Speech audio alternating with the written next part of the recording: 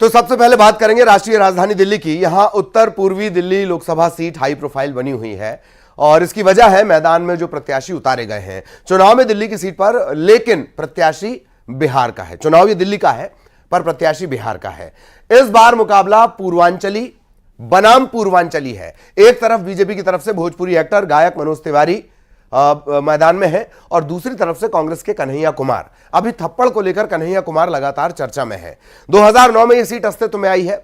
बीते 2 चुनाव में यहां बीजेपी का दबदबा, हालांकि 2009 में कांग्रेस ने यहां जीत दर्ज की थी। वोटिंग के ट्रेंड्स आपको समझा देते हैं, क्या कुछ वोटिंग ट्रेंड्स और इस सीट की हिस्ट्री है।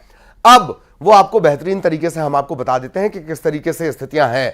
और अब सबसे पहले वोट परसेंटेज की बात कर ली जाए। वोट परसेंटेज क्या कुछ कहता है 2009, 2014, 2019 का वोट परसेंट आपकी स्क्रीन पर और ज्यादा बेहतर तरीके से अब इसे हम आपके लिए समझाने की कोशिश करेंगे किस तरीके का ये वोटिंग ट्रेंड है। उत्तर पूर्वी दिल्ली लोकसभा का ये वोटिंग ट्रेंड इस वक्त आप देख रहे हैं। अब इसे आप अपने लिए समझ भी लीजिए। 2009 में 52% से ज्यादा वोटिंग, 2014 में 67% से ज्यादा वोटिंग, 2019 में वोटिंग का परसेंटेज 63.81, कमी यहां 2019 में आई थी। अब यहां पर चुनाव होने हैं। यह है वोट परसेंटेज उत्तर पूर्वी दिल्ली लोकसभा का। इसके अलावा वोट शेयर कितना है और वो क्या कह रहा है, वोट शेयर देख लीजिए। 2009 में 33% बीजेपी के खाते में, 59.03 कांग्रेस के खाते में जाता हुआ नजर आता है। 2014 45%, 34%, लेकिन सिंबल बदल गया, झाड़ू आ गया। झाड़ू आ गया है आजकल, झाड़ू बड़ा विवादों में भी चल रहा है। खैर 2019 पे आते हैं। 54% बीजेपी के खाते में, जबकि 28% वोट कांग्रेस के खाते में यहां पर गए। 25% का अंतर। इस बार खास बात यह भी है कि दिल्ली में जो चुनाव हो रहे हैं वो 2 पार्टियां, झाड़ू और पंजा, एक साथ मिलकर, यानी आम आदमी पार्टी और कांग्रेस एक साथ। मार्जिन समझ लीजिए जीत का। उत्तर पूर्वी दिल्ली 2009 2 लाख से ज्यादा का मार्जिन 2009 में। 2014 में यह मार्जिन बढ़कर हो जाता है 1,44,000। 2019 में बंपर बढ़त मिलती है 3,66,000। यह मार्जिन चला जाता है जीत का मार्जिन। वोट शेयर के हिसाब से किसे कितना मुनाफा होता है, किसे कितना नफा नुकसान हुआ, वो अब हम आपको बता देते हैं। पहले जान लीजिए कब कौन जीता। जेपी अग्रवाल 2009 में कांग्रेस, मनोज तिवारी 2014 से यहां पर है। 2019 में भी मनोज तिवारी ही इस सीट पर जीते हैं और इस बार भी मौका, यानी 2024 में मौका फिर से मनोज तिवारी को ही मिला है। क्या मुकाबला अब जान लीजिए। मनोज तिवारी बीजेपी की तरफ से जो सिटिंग एमपी भी है, कन्हैया कुमार जो लगातार चर्चा में है अपने भाषण को लेकर, अपने पुराने भाषणों को लेकर, अपने नारों को लेकर, बेगूसराय से हालांकि ये पिछली बार हार चुके हैं और अब दिल्ली में मनोज तिवारी के सामने ये मैदान में है। उत्तर पूर्वी दिल्ली लोकसभा सीट क्या कुछ कहती है। बेहद खास मेहमान हमारे साथ बने हुए हैं, उनसे हम चर्चा भी करेंगे। और जैसा कि हमने आपको जिक्र किया है, एक हाई प्रोफाइल सीट के साथ साथ हमारी कोशिश ये होती है कि मध्य प्रदेश छत्तीसगढ़ की वो कौन सी सीट है जिसके बारे में आपको जान लेना चाहिए। चलिए मेहमानों से आपका तारुफ करवा दें।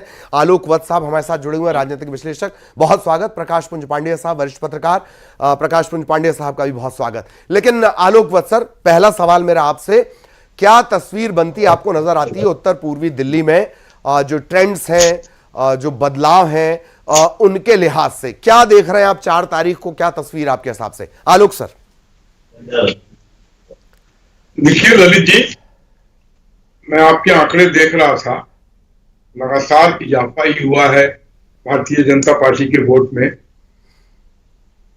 और मुझे उम्मीद है कि जिस तरीके की योजनाएं प्रधानमंत्री नरेंद्र मोदी ने दिया है, इससे आम आदमी को राहत पहुंच रही है, उस हिसाब से मुझे लगता है कि मनोज तिवारी इस सीट को बरकरार रखेंगे।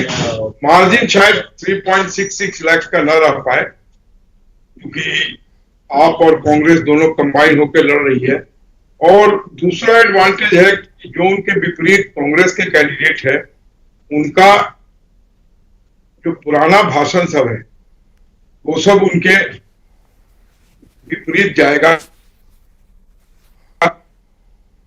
लोगों को वो ये बातें जब याद आएंगी तो शायद कन्हैया कुमार पहली पसंद ना रह जाए, मेरा अपना ऐसा मानना है जी। लेकिन अंतोगत्वा मनोज तिवारी इस सीट को निकालने में सफल रहेंगे। ठीक। 3.66 नहीं, ये मामला कहीं जाके लाख सवा लाख पे आके टिके। जी जी, 1.25 लाख के आसपास आकर ही टिकती नजर आ रही है। प्रकाश पुंज पांडे साहब भी हमारे साथ बने हुए हैं। प्रकाश सर, अभी हम दिल्ली की सीट को लेकर चर्चा कर रहे थे, आलोक वत्स सर को भी आपने सुना होगा। मैं ये जानना चाह रहा हूं प्रकाश सर कि क्या आप 4 तारीख को इस सीट को लेकर क्या आपको नजर आता है? सवाल नंबर 1। दूसरा, क्या कांग्रेस कन्हैया के साथ कोई एक्सपेरिमेंट यहां पर करने जा रही है, उनकी जिम्मेदारी बढ़ाने टाइप का कुछ, या फिर किसी को उतार देना था इस वजह से उतार दिया गया? प्रकाश सर प्लीज। ललित जी, देखिए, जो कांग्रेस की जो बॉडी लैंग्वेज है वो बॉडी लैंग्वेज डिफेंसिव है। डिफेंसिव बॉडी लैंग्वेज में विनिंग परसेंटेज बहुत कम होता है। अगर वही आपका अटैकिंग बॉडी लैंग्वेज है, मनोज तिवारी का बॉडी लैंग्वेज देखेंगे या बीजेपी का अटैकिंग है, वो रणनीति, हर जो स्ट्रैटेजी है उसको वो डिफाइन करके चल रही है कि किस प्रकार से वो सीट जीते। वो देखिए, जीतने के लिए लड़ना और सिर्फ लड़ना है बोल के फॉर्मेलिटी के लिए लड़ना, ये दोनों अंतर है। तो मुझे लग रहा है कि कांग्रेस का बॉडी लैंग्वेज डिफेंसिव है। वो लड़ना है बोल के एक कैंडिडेट को उतार दिया, क्योंकि कन्हैया कुमार दिल्ली में जेएनयू में थोड़ा सा पॉपुलर चेहरा थे, तो लगा कि चलो सेलिब्रिटी वर्सेस सेलिब्रिटी हो जाएगा। पर मैं वत्सल जी की बात से सहमत हूं। मुझे नहीं लगता है कि बहुत ज्यादा टफ फाइट दे पाएंगे। लेकिन मुझे लगता है यहाँ पे मनोज तिवारी चूंकि सौम्य छवि है, एक पूर्वी उत्तर प्रदेश का एक बड़ा चेहरा है, और चूंकि लोक गायक हैं, सांसद रहते हुए भी उनकी छवि अच्छी है, एलिगेशंस नहीं है, तो उसका एडवांटेज बीजेपी को यहां मिलता दिख रहा है। जी जी जी, चलिए आप दोनों लगातार हमारे साथ बने रहिएगा। अब हम छत्तीसगढ़ का रुख करेंगे, और छत्तीसगढ़ की जो महत्वपूर्ण सीट है सरगुजा का हम रुख करने जा रहे हैं। कांटे की टक्कर, और राजनीतिक तौर पर बहुत महत्वपूर्ण यह सीट मानी जाती है। छत्तीसगढ़ की सत्ता की चाबी सरगुजा और बस्तर संभाग इन सीटों से खुलती है कहा जा रहा है। हालांकि बहुत सारे जो सियासी मिथ्स हैं वो बीजेपी के आने के बाद से बदले हैं। यहां पर सभी सीटों पर कमल खिला है। लोकसभा में यह सीट लोगों की निगाहों में है। सरगुजा का इतिहास क्या है, हिस्ट्री क्या है, वो अभी आपके सामने बिल्कुल यहां पर आने वाली है, देख लीजिए। सरगुजा वोट परसेंटेज की बात करेंगे, 2004 48% से ज्यादा वोटिंग, 2009 में 61%, 2014 में 77%, सेंटिमेंट्स वोटिंग 2019 में लहर वाली वोटिंग 77%, 2024 में क्या रहा, ये उन सीटों में जहां पर वोट बढ़ा है 79%, 80% आप इसे मानकर चलिए, ये सरगुजा का वोट परसेंटेज है। इस सीट पर वोट हो चुका है। मध्य प्रदेश छत्तीसगढ़ में सारी सीटें क्लोज हैं। 4 तारीख का यहां पर इंतजार किया जा रहा है। हिस्ट्री में और क्या हमारे पास है, वोट शेयर जान लीजिए। 2004 में 52% बीजेपी के पास, 37% कांग्रेस के पास, 15% का अंतर। 2009 51% बीजेपी के पास, 31% कांग्रेस के पास, 19% का अंतर। 2014 49% से ज्यादा, 36% से ज्यादा, 12% का अंतर। 2019 51%, 39%, 12% का डिफरेंस। लेकिन इस सबके बीच 2019 2014 के बीच 2018 है, जब कांग्रेस की सरकार को प्रचंड जनादेश वहां पर मिला था। इतिहास की बात हो गई। अब तो ये आपने देख लिया। अब जान लेते हैं कि सरगुजा में वोट का जो जीत का मार्जिन है वो कैसे। 2004 में 1 लाख से ज्यादा, 2009 में 1,59,000 से ज्यादा, 2014 में 1,47,000, 2019 में 1,57,000 से ज्यादा यहां जीत का मार्जिन गया है। सरगुजा लोकसभा, यह स्थितियां है जीत के मार्जिन की। परसेंटेज आपने जान लिए, जीत का मार्जिन किस तरह से रहा और किस पार्टी को कितना मिला। मुकाबला से पहले कि कौन यहां पर कब जीता है। नंद कुमार साय, इनके लंबे बाल, आंदोलन के चलते ही इनके बाल लंबे हैं। मुरारी लाल सिंह 2009 में, कमल भान सिंह मरावी 2014 में, रेणुका सिंह 2019 में। मंत्री रहते हुए बड़े गंभीर तरीके से, अटैकिंग तरीके से इन्होंने कांग्रेस को घेरा है। बीजेपी के खाते में यह सीट रही है। हालांकि नंद कुमार साहब बाद में नाराज हो गए, नाराज होकर वो कांग्रेस में चले गए। इस बार क्या मुकाबला है वो भी आपको जान लेना चाहिए। कुल चुनाव, लेकिन उससे पहले जान लीजिए, कुल चुनाव 17, कांग्रेस के खाते में 6, बीजेपी के खाते में 10, जनता पार्टी के खाते में 1। एक बात और भी है, 2000 में छत्तीसगढ़ का गठन हुआ है, उसके बाद से स्थितियों में थोड़ी तब्दीलियां आई हैं। कुल चुनाव यहां पर 17 हुए, क्या स्थितियां रही ये जान लीजिए। सरगुजा लोकसभा की क्या जातीय समीकरण, ओबीसी 42%, आदिवासी 38%, सामान्य 8% इस सीट पर हैं। लेकिन यहां जो सबसे ज्यादा प्रभावित करती है बात, वो हम आगे आपको बताएंगे कि किस तरीके से मुकाबला। ये देखिए, चिंतामणि महाराज नाराज होकर कांग्रेस में गए थे, कांग्रेस से वापस बीजेपी में आ गए। कांग्रेस में थे तो आरोप भी लगे, बीजेपी में आते ही क्लीन चिट मिल गए। चिंतामणि महाराज ये गुरु गाहिरा के बेटे हैं। इनके पीछे एक लंबा समर्थक और भक्तों का सैलाब है। शशि सिंह नई कैंडिडेट थोड़ा नए नवेले नेताओं में आती हैं। खास बात, फायदा किस बात का मिला? राहुल गांधी की जो भारत जोड़ो यात्रा हुई थी पिछले बार, उसमें लगातार इन्होंने एक्टिवली काम किया। थोड़ी नाराजगी यहां के लोगों की यह भी थी कि इन्हें मौका क्यों दिया गया है। मेहमान हमारे साथ लगातार बने हुए हैं, एक बार फिर उनके पास हम आपको लिए चलेंगे और बारीक तरीके से सरगुजा सीट को हम समझने की कोशिश करेंगे। प्रकाश पंच पांडे सर, आपके पास मैं आना चाह रहा हूं। सरगुजा संभाग को हमने पूरा, सरगुजा सीट को हमने उसकी जो हिस्ट्री रही वो पूरा बता दिया। अब 4 तारीख को आप क्या देख पा रहे हैं और क्या कुछ खास इस सीट पर? प्रकाश सर प्लीज। ललित जी, 1952 में ये अस्तित्व में आई थी सीट, और 1952 के बाद एक बार, जैसा आपने फिगर्स में दिखाया, जनता पार्टी एक बार सीट जीती है और उसके बाद कांग्रेस और बीजेपी की रही है। लेकिन हालिया तस्वीर यह है कि पिछले 20 सालों से यह सीट बीजेपी के पास है, और जब पिछला 2018 का विधानसभा कांग्रेस ने प्रचंड बहुमत से जीता, तो भी यह सीट कांग्रेस में जाने के बजाय ये रेणुका सिंह ने 2019 में जीतकर बीजेपी की झोली में डाल दी थी।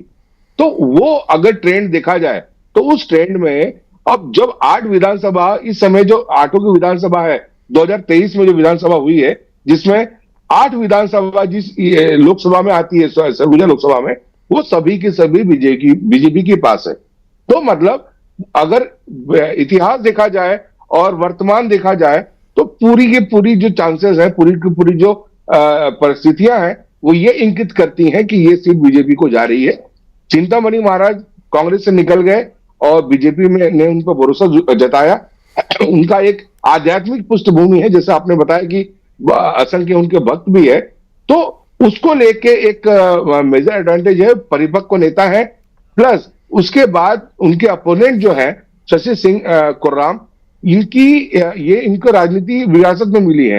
ये कोई उभरा हुआ नेता नहीं है, इनके पिता पूर्व मंत्री थे। तो उसको देखते हुए मुकाबला अच्छा है, लेकिन साथ में इसमें मोदी की गारंटी को दरकिनार नहीं कर सकते हैं। इसमें जब मोदी की गारंटी का तड़का लगता है तो ये सीट वापस, जिस प्रकार से 20 साल से बीजेपी के पास है, ये सीट इस समय भी बीजेपी के पास ही दिख रही है, और मार्जिन मुझे लगता है 2 लाख के आसपास होने की संभावना है। जी जी, तो बढ़ता हुआ मार्जिन नजर आएगा। एक बात आलोक सर, मैं आपके पास आना चाह रहा हूं, दिल्ली को लेकर मेरा एक सवाल है, लेकिन उससे पहले सरगुजा पर ही मैं आपका एक कमेंट चाहूंगा। सरगुजा में किस तरह की स्थितियां, क्योंकि कैंपेनिंग यहां पर प्रधानमंत्री मोदी ने की और उनके आने के बाद स्थितियां बदलती हैं, चीजें अलग हो जाती हैं। आलोक सर, सरगुजा सीट।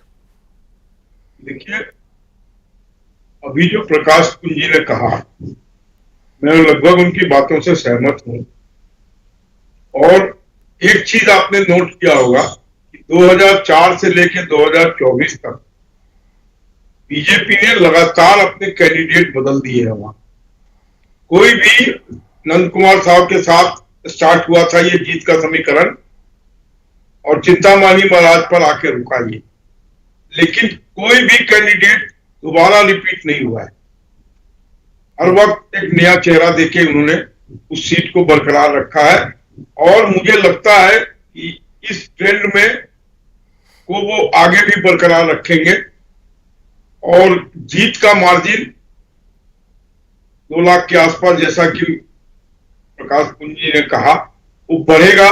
और उसी के आसपास की जो इस बार चुनाव लड़ रहे हैं, उनका अपना भी एक धार्मिक कारणों से एक बहुत बड़ी फैन फॉलोइंग है। तो मुझे नहीं लगता वहां पर बीजेपी को कोई दिक्कत आनी चाहिए जीत में और जीत के मार्जिन को बढ़ाने में। लगातार जिस तरीके से 2004 से काबिज होते रहे हैं एक एक चुनाव में, कैंडिडेट भी बदलते रहे हैं, तो लोगों को कैंडिडेट के प्रति जो थोड़ा होता है कि साहब ये कुछ काम नहीं किया, ये सिर्फ मोदी के नाम पे निकलने चाह रहे हैं।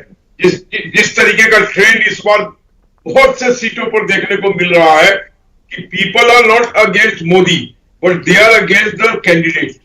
इसने कोई काम नहीं किया, तीसरा टर्म आ गया, टिकट नहीं, वो फैक्टर भी यहां नहीं काम करेगा। नया चेहरा नए रूप में आए हैं, तो मैं कमल जी के बात से सहमत हूं कि यह सीट बरकरार भी रहेगी और मार्जिन भी बढ़ के 2 लाख तक चला जाएगा। जी जी, कोई प्रॉब्लम नहीं। ठीक, मैं आपके पास आऊंगा। कांग्रेस और कन्हैया से जुड़ा एक सवाल रहेगा, लेकिन प्रकाश सर भी लगातार हमारे साथ बने हुए हैं। प्रकाश सर, एक बात, शशि सिंह को लेकर कहीं कहीं से विरोध के स्वर उठे थे, हालांकि कांग्रेस कुछ ऐसा कर रही है कि तजुर्बे को, या कांग्रेस की एक दिक्कत है नए नेता बनाम पुराने नेता, वहां संघर्ष की स्थितियां बनी रहती हैं। क्या शशि सिंह को जब लाया गया ऐसी स्थितियां सरगुजा में नजर आई? अंदर खाने दबी जबान में बात भी कही गई, और सरगुजा ने तो इस बार मतलब विधानसभा में पूरा अंबिकापुर संभाग ने तो बहुत चौंका कर रख दिया था। दो दोस्त एक साथ मैदान में आए, आमने सामने रहे, और वो इतिहास बन गया कि मेरे ख्याल 94 वोट से टीएस बाबा हार गए। तो क्या शशि सिंह ये पुराने बनाम नए इस उसमें पिस गई हैं? जी प्रकाश सर। ललित जी, एक शब्द है नेपोटिज्म। सरगुजा में इस समय नेपोटिज्म पे बात हो रही है जी। कि ऑलरेडी जिसके पिताजी मंत्री रह चुके हैं, उनके बेटी को आप टिकट दे रहे हैं। हाँ। क्या होता है, जो एक कार्यकर्ता होता है संगठन में, आप देखिए बीजेपी कैसे आचरण, एक बार के विधायक को मुख्यमंत्री बना देती है, तो उससे संगठन में ऊर्जा आती है। यहां वही चर्चा होती है कांग्रेस संगठन में। मेरी जिन लोगों से बात हुई है उनका बोलना यही है कि इसके अलावा भी बहुत सारे उनके पास कैंडिडेट थे। अब चूंकि वो राहुल गांधी जी की से कनेक्टेड है, उनकी यात्रा में उन्होंने 3000 किलोमीटर की यात्रा में बहुत साथ दिया, साथ में चली, तो तब से उनके गुड बुक्स में आ गई। तो ये जो सीटें होती हैं, इन सीटों पे बहुत कुछ स्टडी करना पड़ता है। लेकिन सिर्फ वो किसी का पुराना एक पॉलिटिकल पारिवारिक बैकग्राउंड है, उस बेस पे आप अगर टिकट दे रहे हैं तो वो फिर जनता भी देखती है और कार्यकर्ता भी देखते हैं। कार्यकर्ता उस उत्साह से आपके लिए वोट मांगने के लिए जनता के पास नहीं जाते हैं। तो ये एक लैगिंग फैक्टर है इनके साथ, शशि सिंह के साथ, ये इनको डिस्टर्ब करेगा। और बात घूम फिर के वही हो जाती है कि राजा के बेटा ही राजा क्यों होगा। तो ये कहीं ना कहीं अब जनता को, क्योंकि जो वोटर है 62% युवा वोटर है, युवा वोटर बहुत अलग आप सोचता है, उसको ये सब चीजों से मतलब नहीं रहता है। उसको अच्छा परिपक्व चेहरा चाहिए। और अगेन मैं तारीफ नहीं करूंगा, मैं हकीकत की बात कर रहा हूं। मोदी की गारंटी काम कर रही है हर सीट पे। 543 सीटों पे जो भाजपा फाइट कर रही है, वहां मोदी की गारंटी एडिशनल काम कर रही है। तो मोदी की गारंटी की जो फैन फॉलोअर्स है वो युवा है। तो युवाओं का जो विश्वास है वो मोदी में है। तो चिंतामणि महाराज को इसलिए प्लस पॉइंट है। जी जी जी जी, ठीक है। मैं आलोक सर आपके पास आना चाह रहा हूं। एक सवाल दरअसल दिल्ली का रह गया था, मैंने प्रकाश सर से भी वही सवाल किया था। कन्हैया बहुत तेजी से आगे बढ़ रहे हैं। कांग्रेस के साथ दिक्कत यह कि बहुत अच्छे राजनेता अगर उसके पास रहते हैं, उनकी कद्र नहीं होती है और फिर वो कहीं और चले जाते हैं। लेकिन कन्हैया की जो पॉलिटिकल स्टाइल है, और फिर उसे इस तरह से इस सीट पर उतार देना, अभी तो हालांकि कुछ थप्पड़ वगैरह के मामले भी निकलकर सामने आ गए। कन्हैया क्या एक्सपेरिमेंट है कांग्रेस का? ऐसा कहा भी जाता है कि बड़ी बनती उनकी और राहुल गांधी की। आलोक सर। देखिए ललित जी, कन्हैया एक तेजी से उभरता नेता इस देश में आया है। अपने ठीक भाषणों से लोगों को प्रभावित करने की क्षमता रखता है। हाँ। लेकिन he would have been a better bet अगर दिल्ली के अलावा कहीं और लड़ाया जा सकता। हाँ, इसे ऐसा कहें, दिल्ली में जो कांड हुए जेएनयू में, जी जी, वो बहुत आसानी से यहाँ पहुंच गए होंगे। हाँ, इसे ऐसा कहें कि हथियार बहुत अच्छा था, गलत जगह इस्तेमाल कर लिया गया। मैं रोक रहा हूँ आलोक सर आपको। गलत जगह इस्तेमाल हो गया। ठीक। अगर ये बिहार के किसी और कॉन्स्टिट्यूएंसी से लड़ रहे होते, हाँ, तो कम से कम कोई रिकॉर्ड बन जाता। मैं आपको रोक रहा हूं। बहुत बहुत धन्यवाद आलोक सर आपका। प्रकाश पिंड पांडे सर, आप भी हमारे साथ लगातार बने रहे, बहुत धन्यवाद। हमने बात की, और दरअसल हम ये बात क्यों कर रहे हैं, आज जब आप इन्हें सुनेंगे, चाहे वो आलोक वत्स को सुने, प्रकाश पुंज पांडे को सुने, जब 4 तारीख को हम विस्तार से चर्चा कर रहे होंगे, आपको एकदम चीजें क्लियर होंगी। चाहे फटाफट क्लियर हो या खटाखट क्लियर हो, पर आपका दिमाग और मानस एकदम क्लियर रहेगा। दर्शकों का भी धन्यवाद। नमस्कार।